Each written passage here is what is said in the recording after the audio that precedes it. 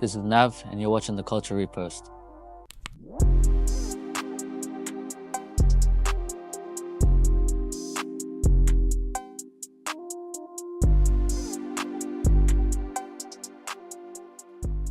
What started your journey in videography?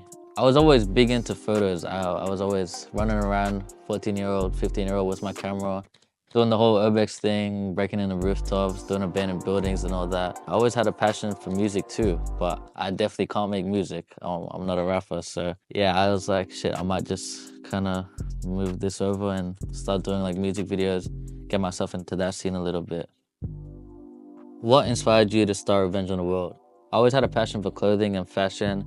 I was always into like putting on like the best fits, putting on a 5 fit and whatnot. And I think 2021 in October, like randomly one night, I told myself, shit, I'm gonna start a brand, and I gave myself the deadline of December to release clothing, do the promo and make a launch party, and we made it happen, yeah. So I got my sample in November, and then yeah, from there we were just doing all the promo stuff, planning the launch party, and then that time came, we did the launch party, went crazy, and that kind of started the event side of things for Revenge on the World.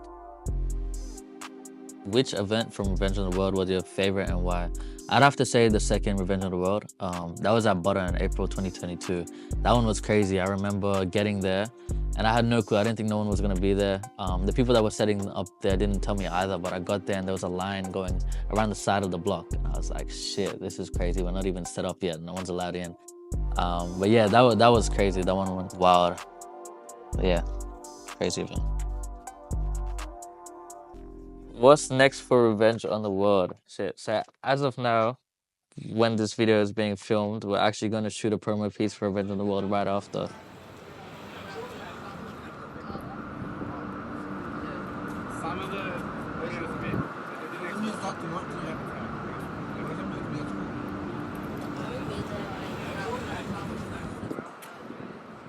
This one's just a kind of like fly on the wall, little creative take of everyone walking by. Just so we can break it up with the normal kind of following, tracking shots of everyone walking. But yeah. Yeah, tough.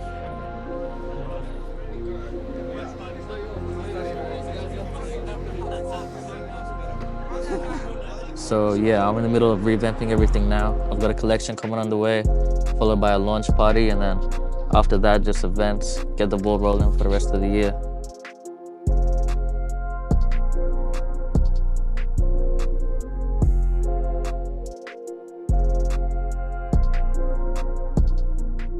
Who is your biggest inspiration in the Sydney scene and why? In terms of video, I'd say Slippin' and Aaron Bull, the homie Slippin' for sure. There's always like I guess you could say healthy competition. I always seen her doing well, and that kind of just pushed me to do better. Inspiration in the creative scene in general, I'd say Sek, rest in peace, for sure. Like he was always pushing to do better, like always kind of like a leader. So I'd always look up to him, like when he was doing his thing, and that just pushed me to do my thing. Yeah. What was your first music video project? My first music video project was from Ash Dino and Baby Ma. I actually went to school with Ash. He seen what I was doing in like the kind of urbex scene. But yeah, he just wanted to do a music video and shit, that's where it all started. Craziest artists you've worked with and why? There's so many artists to name, so many talented artists around me all the time, especially that come to this studio at Valenti Studios. Tommy, Chandler Jules, Saxo, Tina's Jack, Adezi. There's so much that I can name. But yeah, I think they're all crazy, they're all talented, and I've got so much more work coming with them. Wildest story on set. Wildest story on set. This was a crazy one. This was maybe only my third music video. We were like 50 people deep. The artist brought like 50 people with him. We were just running amok. That had flares, people were running around the streets. Cops ended up rocking up, and then yeah, they tried to shut the music video down and they couldn't. Like we were just running around the streets, literally a cop van right there with cops all around them. They're just looking at us, trying to get us to stop, but they were outnumbered. There was nothing they could do. By the end of the shoot, there was like dead ass like 50 cops there. Had everyone damn near cornered. They took my camera, handcuffed me. I couldn't do shit about it. I think it took me like 3-4 weeks to get my camera back, and by surprise, all the footage was still there. What's one event in Sydney history you'll never forget? Probably Dilit. Han, shout out Han, that was crazy. I'll never forget that. That was crazy. I think that was like the start of everything, like with the events in Sydney and just like Sydney culture for events. But yeah, that was crazy. I was only maybe 16 at the time, but yeah, I still won't forget it. Most spontaneous music video shoot. This one's not really a music video shoot, but I was shooting on a Friday night and I got a call to fly to New York the next night. Long story short, packed my bags, went to New York. I was there for like a month, just filming all forms of content from music videos, short form, doco style footage. But yeah, crazy experience. I'll never forget that. Who do you think in the scene has grown tremendously? I definitely say Sahil, Saxo. He's grown crazy over the last year or two. Like I've seen him go from like what 5,000 followers to 80K in the span of a year. It's crazy, and the music's just gotten even more and more insane. But in that same sense, Lee too. Lee's been going dumb. He's been going crazy, doing massive shows, like 10,000 people. It's crazy to see. What's your ethnicity plus where did you grow up? My ethnicity is Fijian Indian. I grew up here in Sydney though, but from I'd say like since I was born to 14, I was going to Fiji maybe like 2 to 3 times a year to see family. But yeah, most of my time was I was brought up over here. What is your day-to-day routine as a videographer? Day-to-day routine as a videographer. I get waking up by cam, 9 a.m. I get a FaceTime call, maybe 5 FaceTime calls if I miss the first one. Get up, ready to go to gym, finish gym by like 11:30, 12 o'clock.